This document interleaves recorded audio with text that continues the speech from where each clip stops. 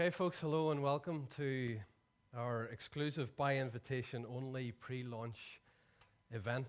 We're delighted to have so many of you in the room with us and online to be among the first to hear about what we've got coming out to the market before the end of this very month. I'm delighted too to be broadcasting from the heart of the physics building here at Queen's University in Belfast. This building has a very important place in the history and the journey of Andor Technology, now an Oxford Instruments company. In fact, this is precisely where our journey began back in 1989.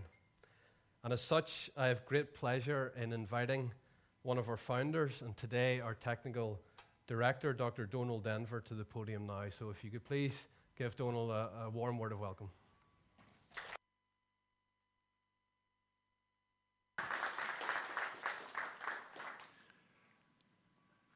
Thanks, Johnny. Right, I've got some notes, but I'm not sure I can read them without my glasses, so I'm not sure how useful they're going to be. Oh, technical difficulties.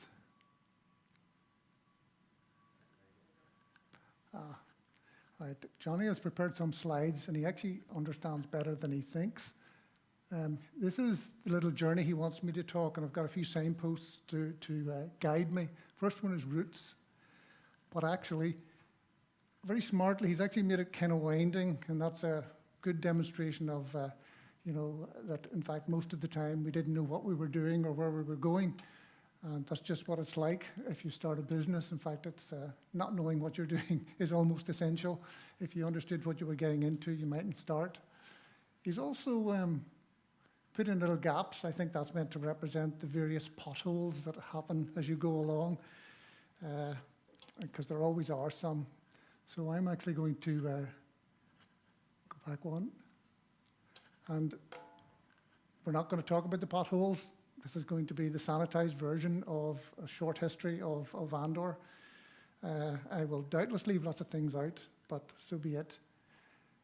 The company actually started in a room in the basement, almost directly below here. We may have moved across the corridor at one point. That's not a complaint. In fact, the goodwill of the people in the department was essential. Without that, I don't think our little enterprise would have got off the starting blocks. And it was 1989 was the year that we formed the company. But actually, back in the middle of the 80s, I was building equipment and we were part of a research group doing spectroscopy, laser spectroscopy. We built equipment and we thought about starting a company, but it kind of didn't go anywhere. I just don't think we were ready. It was actually only in '89 when there was maybe a better group of people who understood better about starting a business. In fact, we didn't understand anything about it, but we did anyway. And there were a couple of people I got to mention, which is Hugh Cormick and Mike Pringle, who were instrumental in getting things going. And also a guy, Eugene Arthurs, who was then president of Oriole Corporation, because that allowed us to sell our product. And the product itself was born out of, we were a group of researchers. So we use a lot of equipment from different places. And one of the frustrations that we always have is it never quite does what you want, or maybe not the way you want. And it eats up a lot of time. And so we thought what we want to do is it wasn't necessarily inventing a whole new piece of kit. It was really about, can we not make this in a way that is actually easier for a researcher to use, doing the things that you as a researcher want to do. Now, the equipment at the time was actually image-intensified diode arrays and CCDs, which were computer-controlled and connected to spectrographs. So they were sensitive imaging equipment. But we looked at it and we thought, right, you've got to sort of get the computer and the data acquisition and the displaying has to go a lot quicker. It's got to be instantaneous. If you're working in a lab and you're setting stuff up, you need to feel that when you do something, you see the effect. Instead of waiting and wrestling with bits of gear and synchronizing it to other things, trying to choreograph it with other equipment, it can consume an awful lot of your time. So what our angle was, we want to make something that is really easy to use, does what you want to do, and does it the way that you work. And that was our first set of equipment. We sold that through Oriel Corporation. Again, most of the customers that we would be dealing with would have been, it was all about very sensitive detection. So one of the things was that the detectors, which were then moving away from image-intensified data arrays to actually CCDs, they were becoming sensitive enough, but they needed a lot of cooling. Now, cooling, if you want to cool something in a physics lab, you just sort of go to the corner and get the jar of liquid nitrogen out and start pouring it over stuff almost. It's always there, it's ubiquitous, and we used to splash the stuff around. Health and safety wasn't maybe quite as strict as it is today. But it's a very clumsy way to go about doing things. And it's, again, you're supposed to be doing research. You're not want to have your time eaten up wrestling with equipment. And of course, around the idea of vacuums and the TE coolers and things, we were aware of them. Sort of thought, this has got to form a better solution. Surely we can make, a hermetically sealed chamber to put the detector in and cool it with a TE cooler. The vacuum is essential if you're really going to try and get very low temperatures efficiently. And you want to make something that didn't need any maintenance. You come in the morning and you just use it and you forget you're using the equipment. So you concentrate on the work that you're actually being paid to do, which is not to wrestle around with trying to get one piece of equipment to work with another piece of equipment. Now, it didn't turn out to be so easy to make that permanent vacuum chamber. However, you sort of kept thinking, well, take a light bulb. A light bulb is a permanent vacuum, and you buy them for pennies in the shop. So it's not like it shouldn't have been hard, but in fact, there is a lot that goes into doing that. We saw, right, we need to find a way to produce that because that takes another burden of wasted time away from the researcher. That was the second part of our growth. Also regularly pumping down the vacuums. This had to be permanent, and you buy it, you use it, you think of it as a piece of electrical equipment. And I'm one slide further on, Johnny, sorry about that. Now, at the same time, this was actually in the 90s, and there were a couple of companies, EEV, as it was then, Marconi, and Texas Instruments in Japan, had actually been working on CCDs with inbuilt electron amplification. And we could see that these would be the next wave would replace the CCDs that we were then using.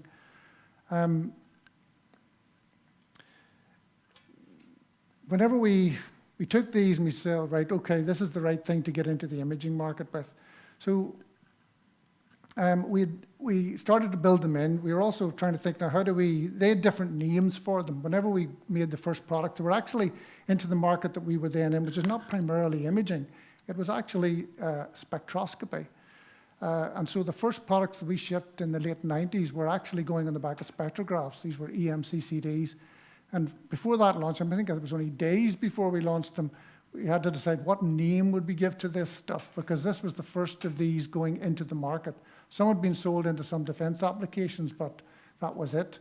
So we thought about different names. They had Impactron and L3 Vision, and we sort of thought we need something that's nice and simple. That's where the EM came from, just electron multiplying CCDs. People were familiar with CCDs by this stage, so all we wanted to do was hang up right on the back of that. And so this is like your CCD, but it's a whole lot better, which it was. So, and in fact, EMCCDs today are still some of the most sensitive detectors that you can buy. That name, which we coined literally, I think, a week or so before we launched the first product, then became the de facto standard, and everybody started to use that as the term to describe EMCCDs since, including even the manufacturers of the devices. Even during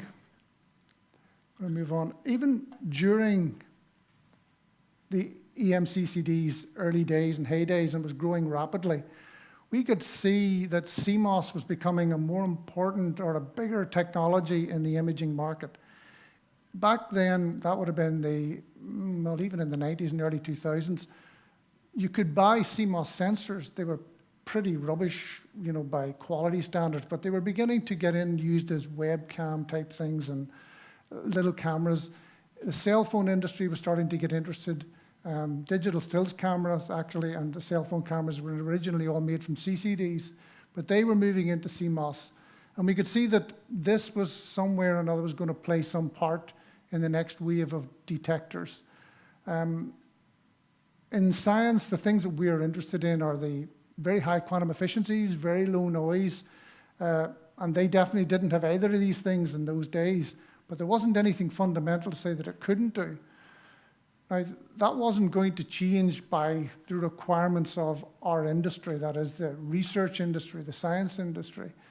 The industry that really got the money pouring in to do the necessary development for CMOS was actually digital stills cameras and cell phones. I mean, these were multi-billion-dollar consumer markets, and therefore research money would find its way to improve the processes which underlie CMOS. And we could see that somewhere in here, some point, this was going to get good enough that it starts to play a part in scientific imaging.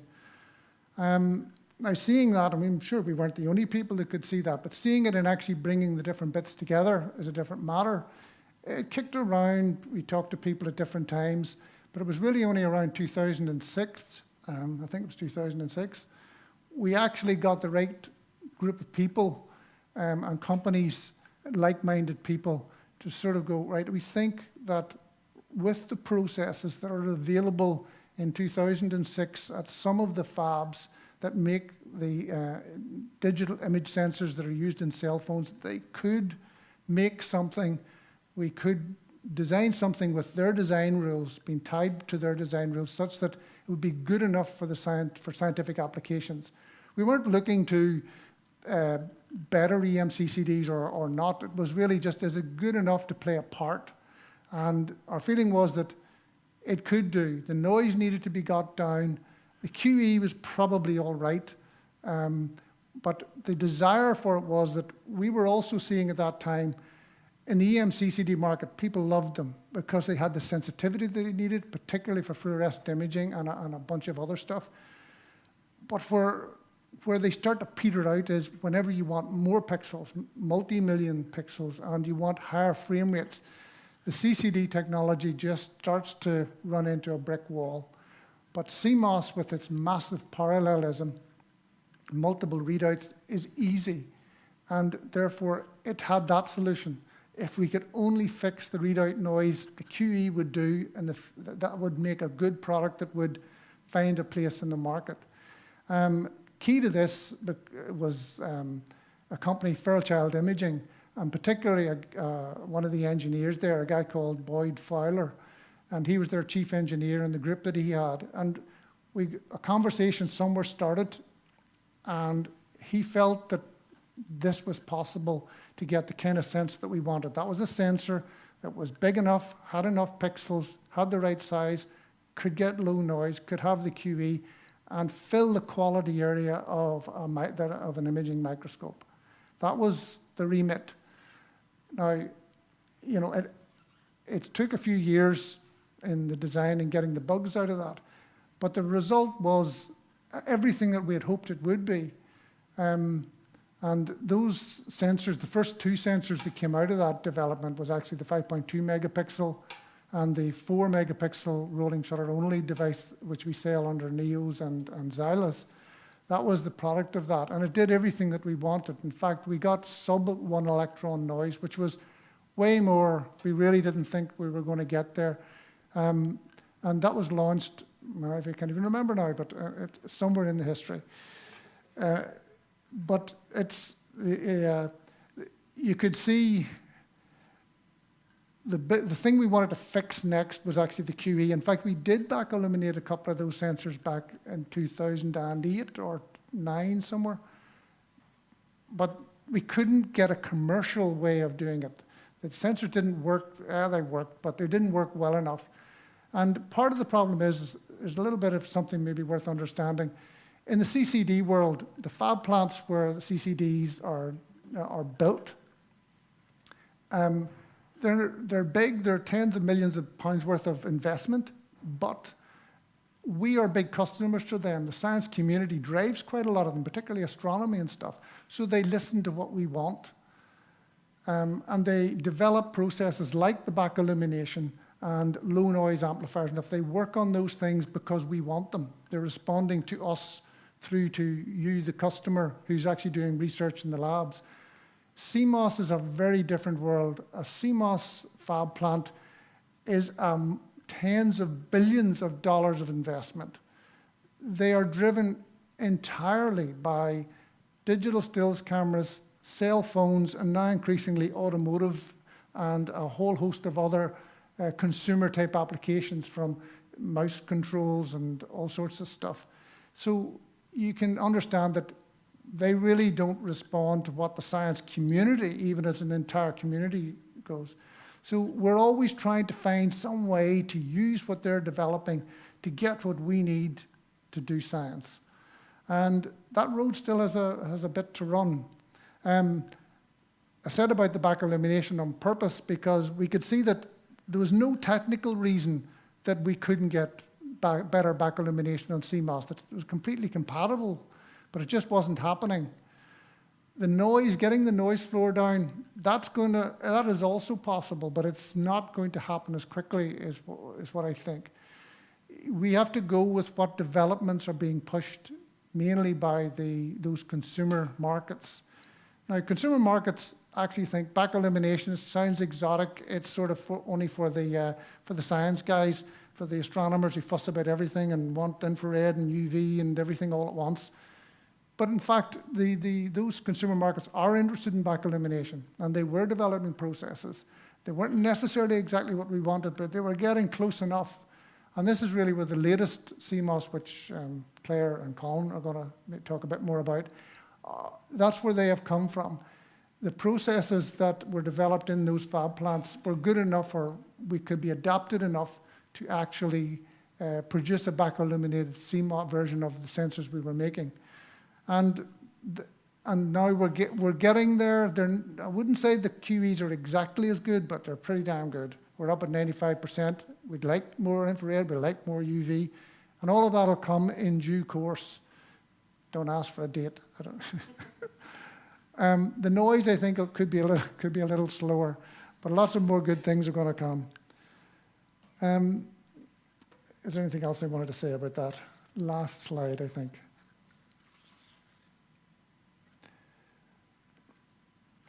Sorry.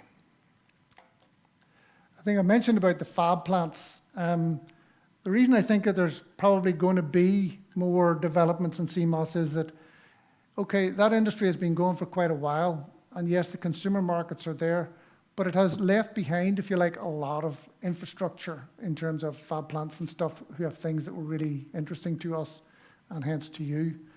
And that's, these fab plants are necessarily, you can sort of say, I don't want to say they're out of date, they're not really, but they are actually taking more interest in science, and they're beginning to listen to what we, as a company and as collectively as a community, the research community, want, and they're beginning to respond to those, which is why I think that we will see more improvements as we head down this road. I think I've said enough. So I would like to pass over to our head of engineering, Claire Greenwood. And so if you give her a little hand. Thanks, Claire.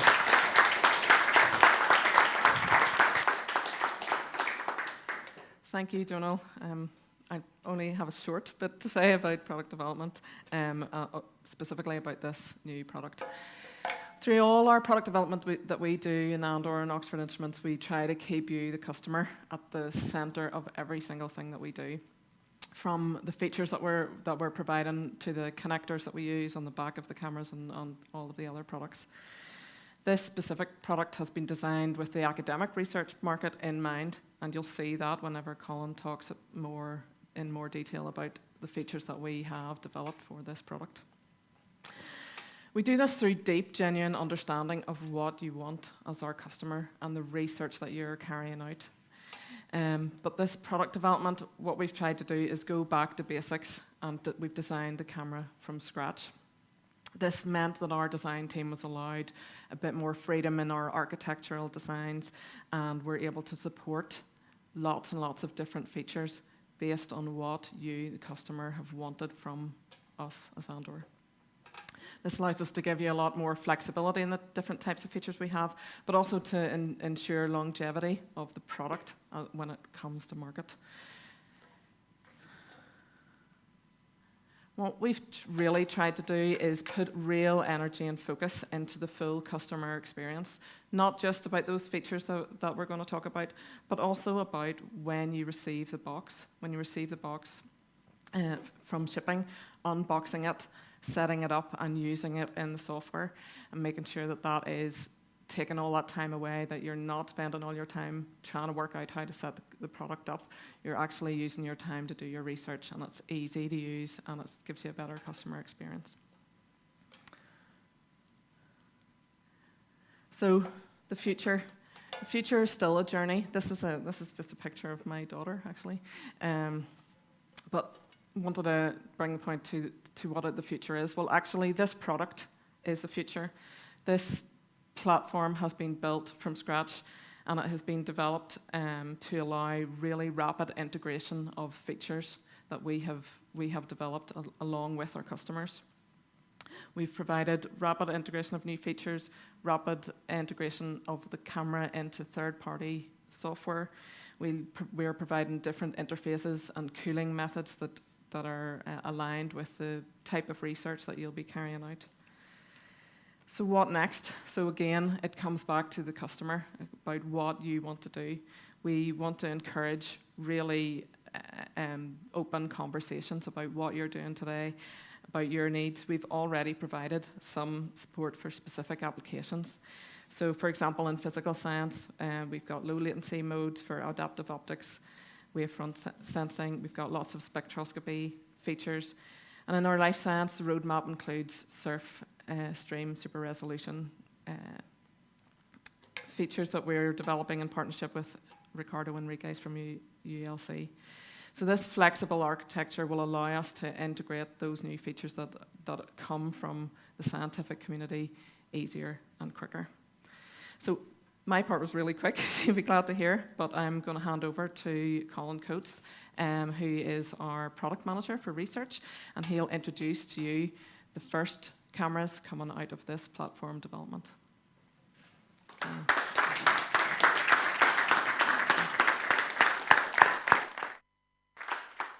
So hello everybody.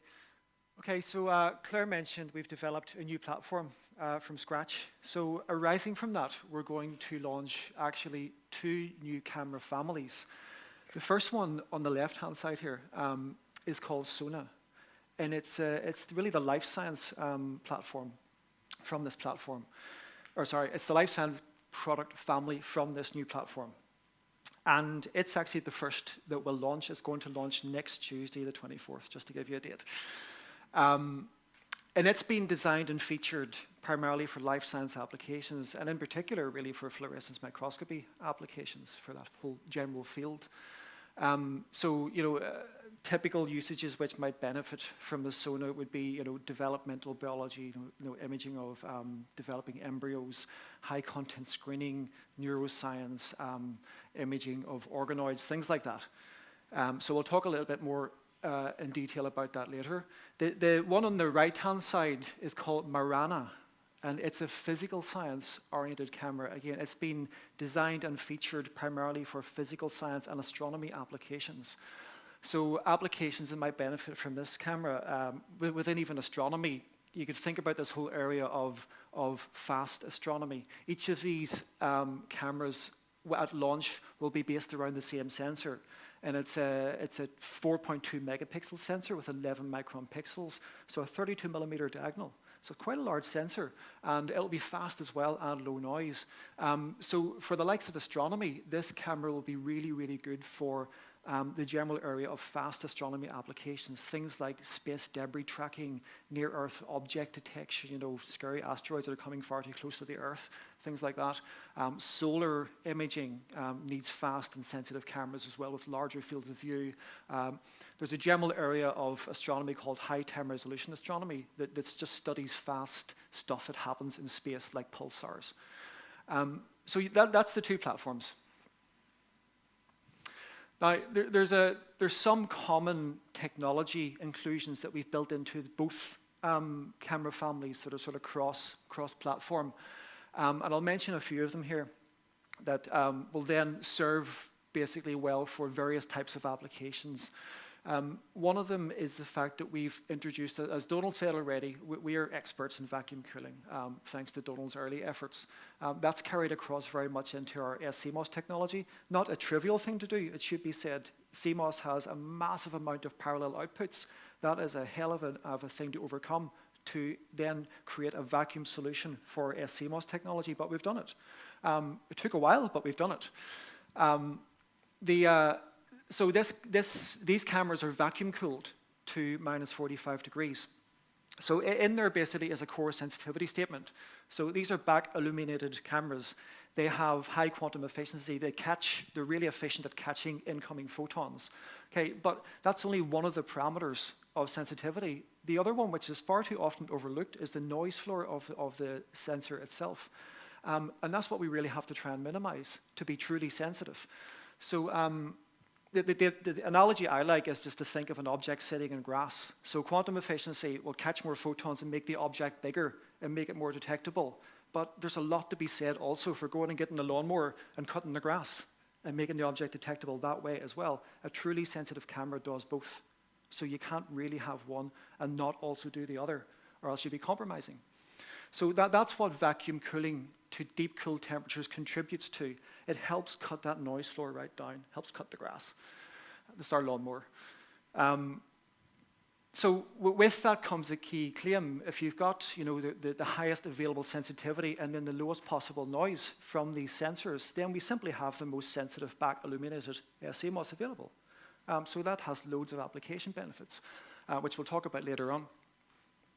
But our general position here would be to say simply that if you're enamored by back illumination is very popular.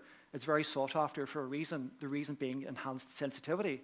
So the core message being, if you're going to pay the extra money for back illumination because they are more expensive detectors, then you may as well make sure you're considering the most sensitive implementation of this high-end technology, and that's the key message. So aligned with Donald's earlier comments about vacuum technology, it doesn't just stop. The benefits don't just stop at deep cooling and low noise. There's actually a really important aspect around protection of the sensor and longevity and lifetime of the product and avoiding the need to return it back to the factory for repumping, things like that. The alternative to vacuum technology, which is still used by the majority of providers in the life science space especially, is called backfilling. It's basically where you're using a positive pressure of dry gas in the sensor enclosure, and it's sealed really only by O-rings. So of course over time there's going to be exchange with the atmosphere. O-rings are not hermetic seals. The dry gas backfill itself is only dry to a certain extent.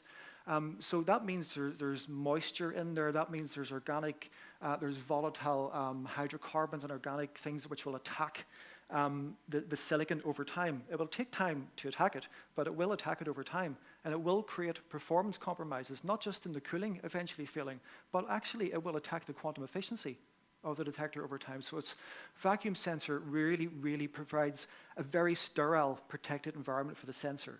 So if you're really thinking about longevity, it's a very, very strong consideration we all should be making. So yeah, that's the protection of the sensor is one thing, but the moisture is another thing.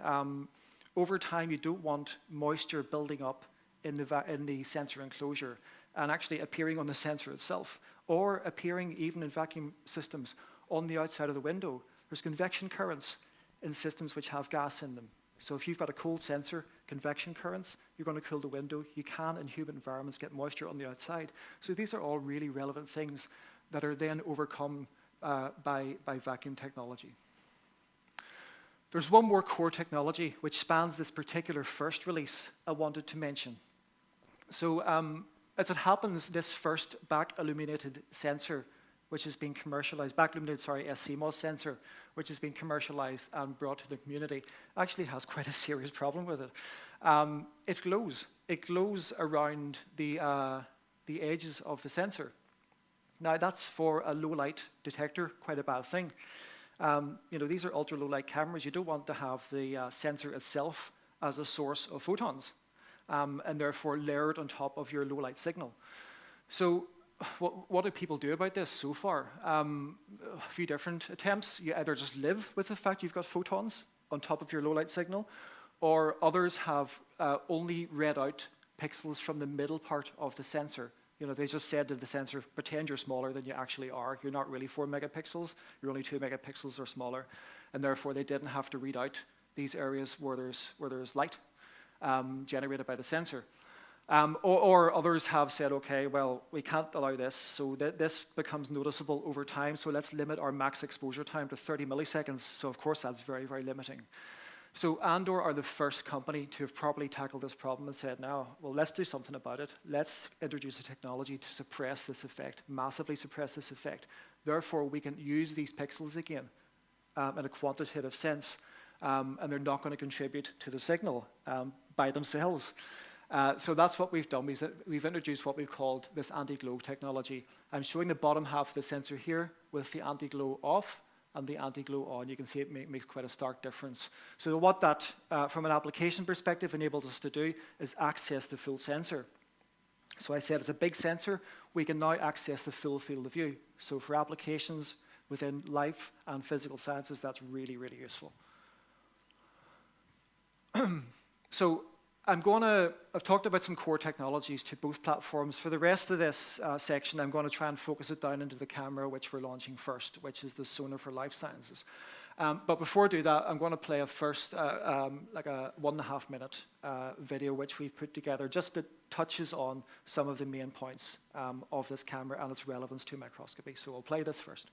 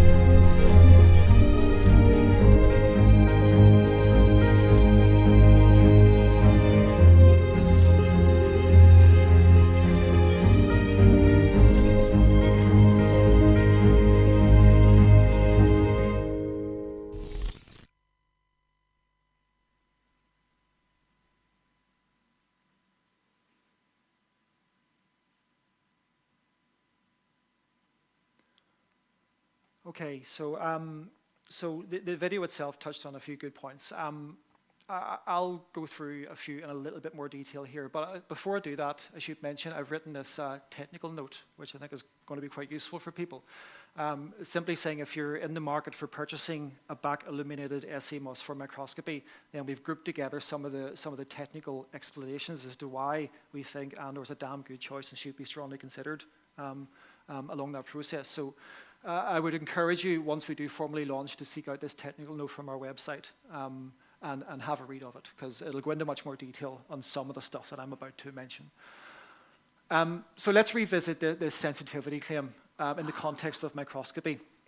So what we're doing here, we're actually seeing the QE curve versus what is the current highest QE curve in terms of front illuminated sCMOS technology. So it's not to disparage it, it's actually for front illuminated a very, very QE curve, very, very strong, 82% max.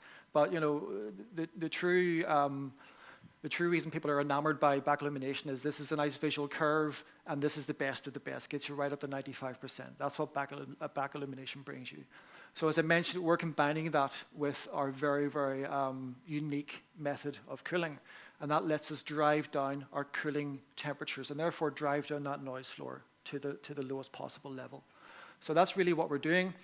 In the context of fluorescence microscopy, then there's lots of application benefits that you can associate with the sensitivity that these parameters bring. For example, we're talking largely about fluorescence microscopy. You have to put laser light in to cause a fluorescent dye to emit photons. But excitation powers are generally an undesirable thing in microscopy. So by reducing the excitation power, by reducing the flux of impacting photons, you are causing less damage on the cells, reducing the phototoxicity, therefore keeping your cells and tissues, your living cells and tissues alive throughout the course of the study, which is a good thing. But of course, with lower excitation powers comes lower signal levels, so you have to counteract that somehow, and that's where sensitivity comes into it. On a similar vein, you can lower the concentrations of fluorophores and dyes that you load into your cells. There's like an observer effect in fluorescence microscopy. The act of observing something perturbs what you're trying to see in the first place. That effect is alive and well in fluorescence microscopy also. You affect the physiology of the processes that you're trying to see by loading too much fluorescence dye in there. So again, reducing the dye reduces the signal. You counteract that with sensitivity. It could be, simply following faster processes means you're going to use shorter exposure times. So again, shorter exposure times, lower signal, we need higher sensitivity. In fluorescence microscopy, we often use modalities whose very nature are to exclude photons. Modalities which are there to kick away the photons that are slightly outside of the focal plane, and only accept photons from a very, very thin sliver of excitation from within the focal plane. Modalities like turf and spinning disk confocal being prime examples. So again, they're inherently low light, and they're really, really well suited to sensitive detectors. So I mentioned earlier how we've taken a new approach with this sensor to maximizing the field of view. And here you can see just a direct competitive comparison with a cell sample which we took recently. So this is the Sona with the full 4.2 megapixel, 32 millimeter diagonal. This is the closest competitive back-illuminated sCMOS using the same sensor type in the life science space, using a 25 millimeter version of this sensor, cropped down. So basically, we're 62% larger field of view area with the same sample and same optical conditions. So that has a number of benefits. The field of view, from a fluorescence microscopy standpoint, it opens you to types of applications that simply can't benefit from seeing more of the sample. I mentioned one of them earlier. I mentioned two of them earlier. One of them was developmental biology, where you want to ideally image with high clarity a developing embryo. The other would be high content screening that I mentioned earlier, where you want to image very, very full fields of cells for their and examine their properties after exposure to potential drug candidates. So simply looking at more cells, greater fields of cells, gives you better information content, increases the throughputs of your measurements. But there's others looking at organoids is a good new area that needs a high field of view.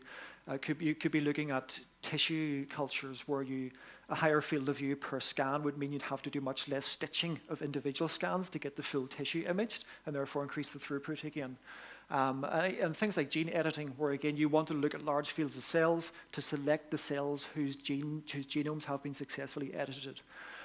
So yeah, that's, I'm sure, just the tip of the iceberg. There's lots and lots of applications which benefit from seeing more area. So how we utilize and how we access the field of view is a bit more of an intricate explanation. To me, the real value of this Sona 4.2 megapixel is in the flexibility of it.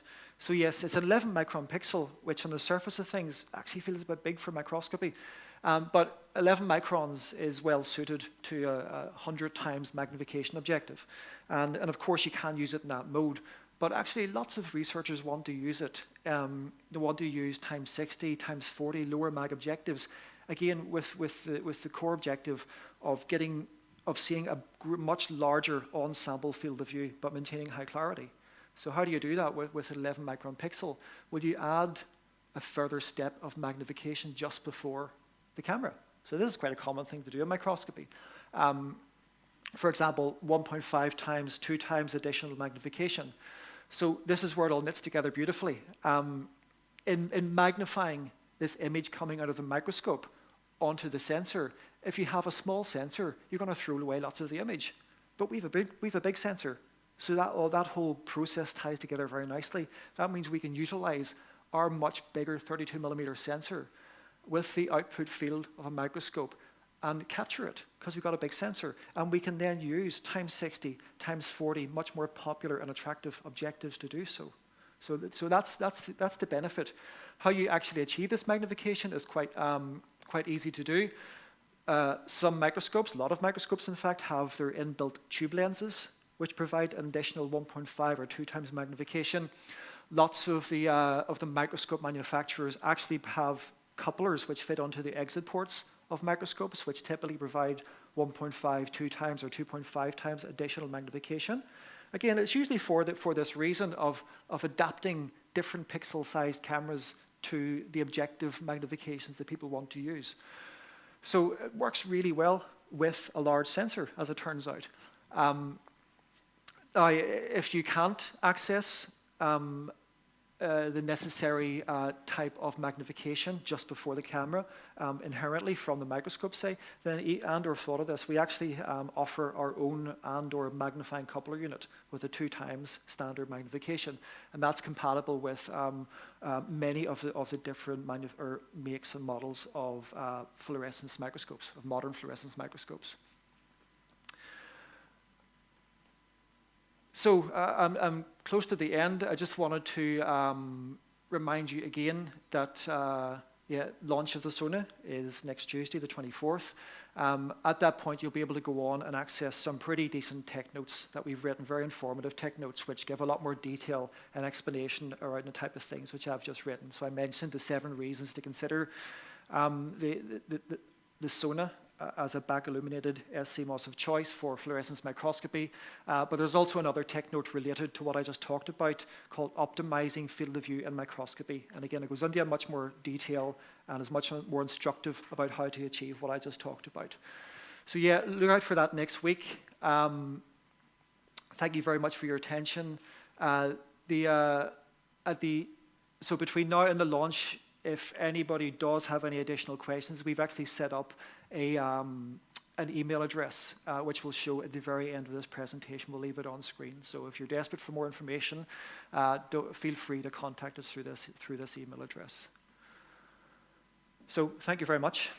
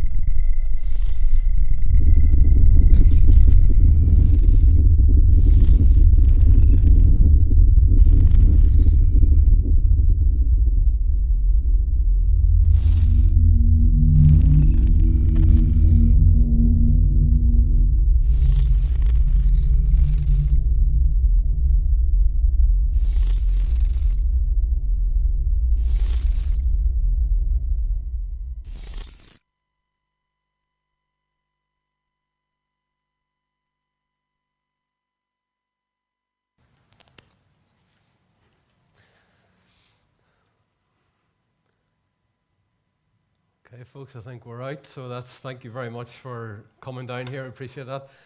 So online, we're just going to leave up a screen for folks that are online that has the email address. If you want to use your